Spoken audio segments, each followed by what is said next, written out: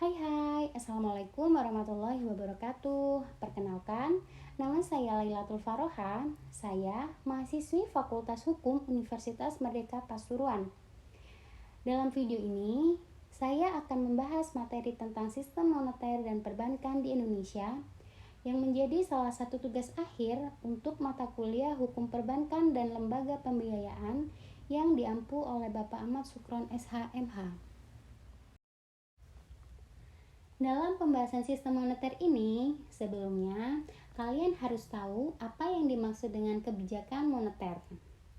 Kebijakan moneter adalah kebijakan untuk mempengaruhi proses penciptaan uang beredar dan tingkat bunga yang mempunyai tujuan menciptakan stabilitas nilai mata uang. Pemerintah dalam hal ini adalah bank sentral yang bisa melakukan dengan mempengaruhi secara tidak langsung nilai money multiplier dan secara langsung berapa besarnya uang inti, serta berbagai instrumen kebijakan moneter yang berpengaruh dalam menjaga stabilitas moneter. Hubungan kait-mengait antara lembaga-lembaga yang dapat mempengaruhi stabilitas nilai uang disebut sistem moneter. Jadi, yang termasuk dalam sistem moneter adalah bank-bank serta lembaga-lembaga yang dapat ikut menciptakan uang viral.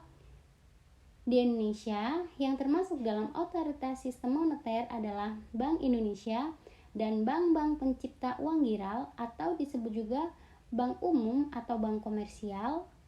Maka dari itu, sistem perbankan adalah merupakan bagian integral dari sistem moneter.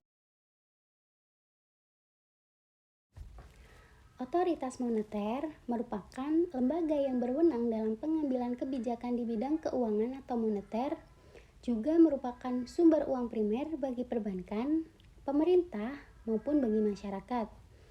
Bentuk simpanan giro bagi otoritas moneter merupakan uang primer, sedangkan bagi bank-bank umum merupakan alat likuid.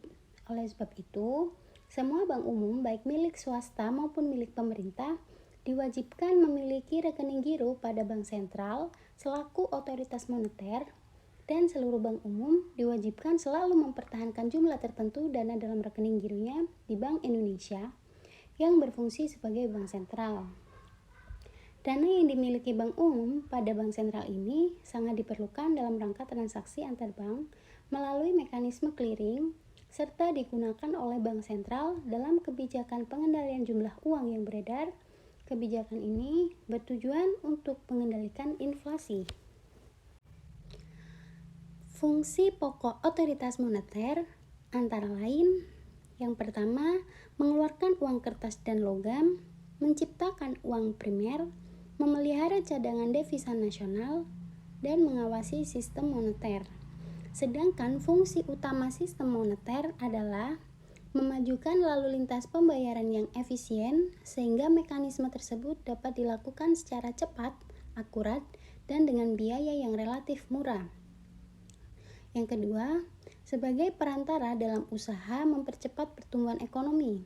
Dan yang terakhir adalah mempertahankan tingkat bunga yang stabil dengan melaksanakan kebijakan moneter, dalam hal ini melaksanakan politik diskonto. Jenis-jenis bank perbankan di Indonesia dibedakan berdasarkan fungsinya, yaitu bank sentral, bank umum, bank pembangunan, bank tabungan, bank koperasi, dan bank perkreditan rakyat. Di dalam Undang-Undang Nomor 7 Tahun 1992, penggolongan bank berdasarkan fungsinya tidak lagi dapat dipisahkan secara tegas, karena semua jenis bank pada dasarnya telah melakukan kegiatan sebagaimana halnya bank umum. Misalnya, pendanaan bank dan pengalokasiannya lebih bersifat jangka pendek. Demikian juga pada bank tabungan, sumber pendanaannya tidak lagi didominasi dalam bentuk tabungan, tetapi juga dalam bentuk giro dan deposito berjangka.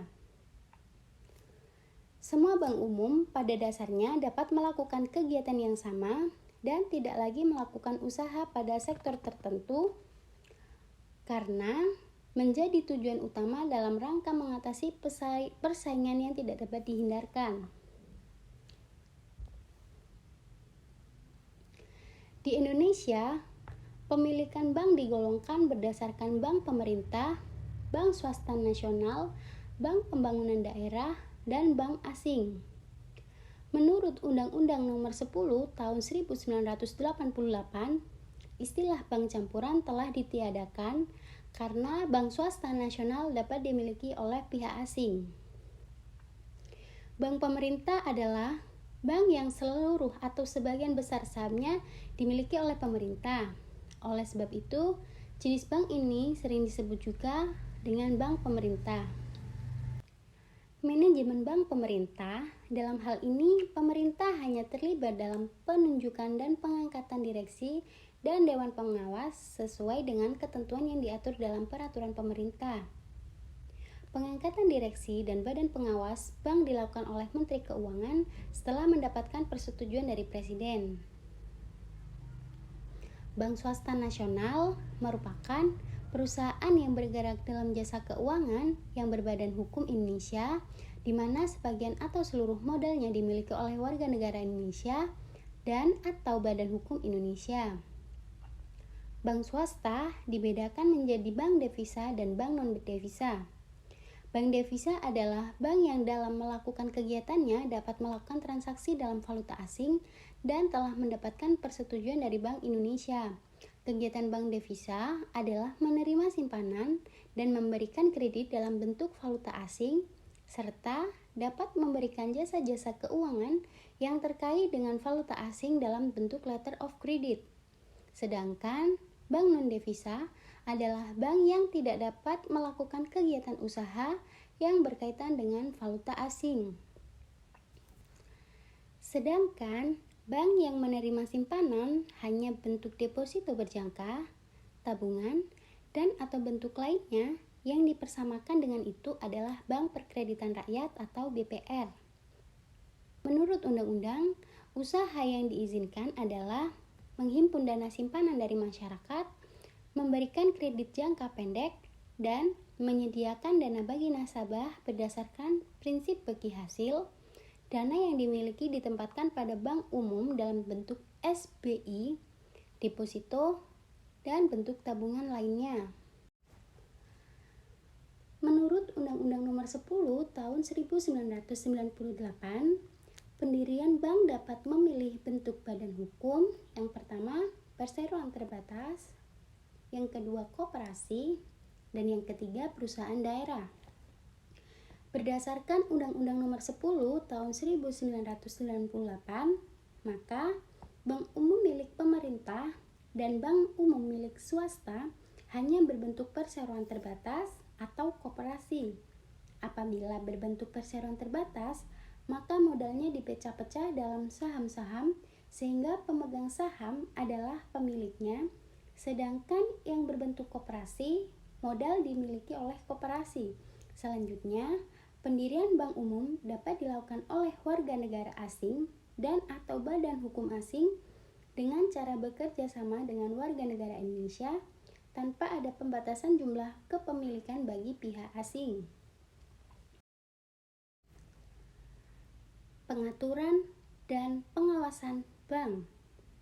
Usaha perbankan diatur dalam Undang-Undang Nomor 7 Tahun 1992 dilaksanakan oleh Bank Indonesia bekerja sama dengan Departemen Keuangan. Sedangkan pengawasan dalam pembinaan teknis operasional perbankan dilakukan oleh Bank Indonesia. Bank Indonesia dan Departemen Keuangan memiliki keterkaitan dalam pengaturan perbankan di Indonesia. Menurut ketentuan Menteri Keuangan, memberikan izin usaha pada bank umum dan bank perkreditan rakyat setelah memperhatikan pertimbangan Bank Indonesia. Selanjutnya, Bank Indonesia melakukan pembinaan dan pengawasan bank yang merupakan wewenang dari Bank Indonesia. Dalam Undang-Undang Nomor 10 Tahun 1998, Departemen Keuangan tidak lagi memiliki wewenang langsung di bidang perbankan dalam bidang pengaturan dan perizinan, karena wewenang pengaturan dan perizinan sepenuhnya berada pada Bank Indonesia. Menurut Undang-Undang Nomor 23 Tahun 1999 tentang Bank Indonesia, di mana fungsi pengawasan perbankan yang sebelumnya menjadi wewenang Bank Indonesia akan dialihkan kepada suatu lembaga khusus, yaitu Lembaga Pengawas Jasa Keuangan. Lembaga ini berdasarkan undang-undang melakukan pengawasan atas kegiatan usaha yang dilakukan oleh lembaga keuangan yang beroperasi di Indonesia. Pembinaan dan pengawasan. Pembinaan dan pengawasan terhadap bank umum dilakukan oleh Bank Indonesia. Bank umum wajib memelihara tingkat kesehatan bank sesuai dengan ketentuan kecukupan modal, kualitas aset, kualitas manajemen, likuiditas, rentabilitas, solvabilitas, dan aspek lain yang berhubungan dengan usaha bank, dan wajib melakukan kegiatan usaha sesuai dengan prinsip kehati-hatian. Undang-Undang Nomor 23 Tahun 1999 tentang Bank Indonesia menggantikan Undang-Undang Nomor 13 tentang Bank Sentral yang telah berlaku selama 31 tahun, berdampak terjadinya perubahan pada sistem moneter. Bank Indonesia adalah Bank Sentral Republik Indonesia, dan Bank Indonesia merupakan lembaga negara yang independen, bebas dari campur tangan pemerintah dan pihak-pihak lainnya, kecuali untuk hal-hal yang secara tegas diatur dalam undang-undang yang mengaturnya. Bank Indonesia adalah badan hukum berdasarkan Undang-Undang Nomor 23 Tahun 1999, memiliki modal yang ditetapkan berjumlah sekurang-kurangnya 2 triliun. Status dan peranan Bank Indonesia berdasarkan undang-undang sebelumnya sudah tidak sesuai lagi untuk menghadapi dan menampung tuntutan perkembangan perekonomian nasional dan internasional saat ini dan masa yang akan datang. Oleh sebab itu, diperlukan undang-undang baru yang memberikan status, tujuan, dan tugas yang lebih tepat pada Bank Indonesia selaku otoritas moneter. Dalam Undang-Undang Nomor 23 Tahun 1999, Bank Indonesia mempunyai satu tujuan, yaitu mencapai dan memelihara kestabilan nilai rupiah, dan nilai tukar yang wajar merupakan prasyarat bagi tercapainya pertumbuhan ekonomi yang berkelanjutan. Untuk menjaga stabilitas nilai rupiah sebagai tujuan utama Bank Indonesia didukung dengan 3 pilar utama, yaitu kebijakan moneter dengan prinsip kehati-hatian, sistem pembayaran yang cepat dan murah, dan sistem perbankan dan keuangan yang sehat. Dalam rangka menetapkan dan melaksanakan kebijakan moneter, Bank Indonesia mempunyai wewenang untuk menetapkan sasaran moneter dengan memperhatikan sasaran laju inflasi yang ditetapkan, dan melakukan pengendalian moneter dengan cara-cara yang telah ditetapkan, namun tidak terbatas pada operasi pasar terbuka di pasar uang baik rupiah maupun valuta asing, menetapkan tingkat diskonto, penetapan cadangan wajib minimum, dan pengaturan kredit dan pembiayaan.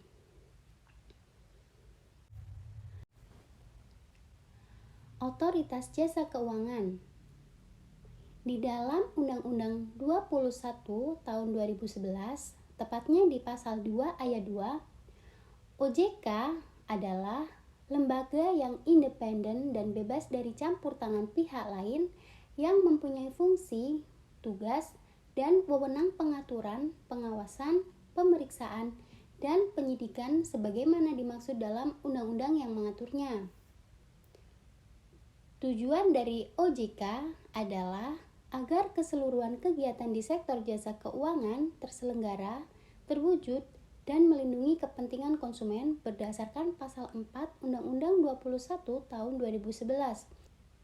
Sedangkan fungsinya ada di pasal 5 Undang-Undang Nomor 21 Tahun 2011, yang mana fungsi dari OJK adalah untuk menyelenggarakan sistem pengaturan dan pengawasan yang terintegrasi terhadap keseluruhan kegiatan di dalam sektor jasa keuangan. Dan tugas OJK sendiri adalah tugas pengaturan terhadap kegiatan jasa keuangan di sektor perbankan, pasar modal, perasuransian, dana pensiun, lembaga pembiayaan, dan lembaga jasa keuangan lainnya yang diatur di dalam pasal 6 Undang-Undang Nomor 21 Tahun 2011. Untuk melaksanakan tugas pengaturan dan pengawasan di sektor perbankan, sebagaimana dimaksud dalam pasal 6 huruf A, OJK mempunyai wewenang.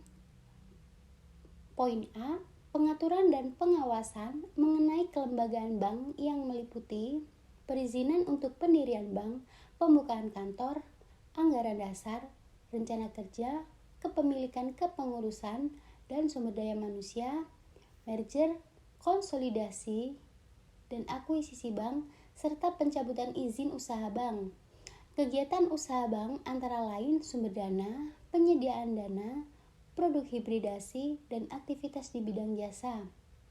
Untuk poin B, pengaturan dan pengawasan mengenai kesehatan bank yang meliputi likuiditas, rentabilitas, solvabilitas, kualitas aset, rasio kecukupan modal, batas maksimum pemberian kredit, rasio pinjaman terhadap simpanan dan pencadangan bank, laporan bank yang terkait dengan kesehatan dan kinerja bank, sistem informasi debitur, pengujian kredit, dan standar akuntansi bank.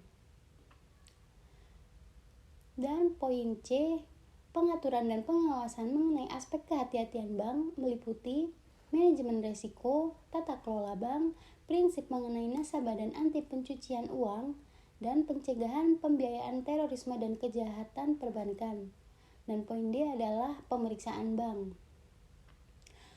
Untuk melaksanakan tugas pengaturan sebagaimana dimaksud dalam pasal 6, OJK mempunyai wewenang menetapkan peraturan pelaksana undang-undang ini, menetapkan peraturan perundang-undangan ini di sektor jasa keuangan, menetapkan peraturan dan keputusan OJK, menetapkan peraturan mengenai pengawasan di sektor jasa keuangan, menetapkan kebijakan mengenai pelaksanaan tugas OJK, menetapkan peraturan mengenai tata cara penetapan perintah tertulis terhadap lembaga jasa keuangan dan pihak tertentu, menetapkan peraturan mengenai tata cara penetapan pengelola statuter pada lembaga jasa keuangan, menetapkan struktur organisasi dan infrastruktur, serta mengelola, memelihara, dan menata usahakan kekayaan dan kewajiban, serta menetapkan peraturan mengenai tata cara pengenaan sanksi sesuai dengan ketentuan peraturan perundang-undangan di sektor jasa keuangan.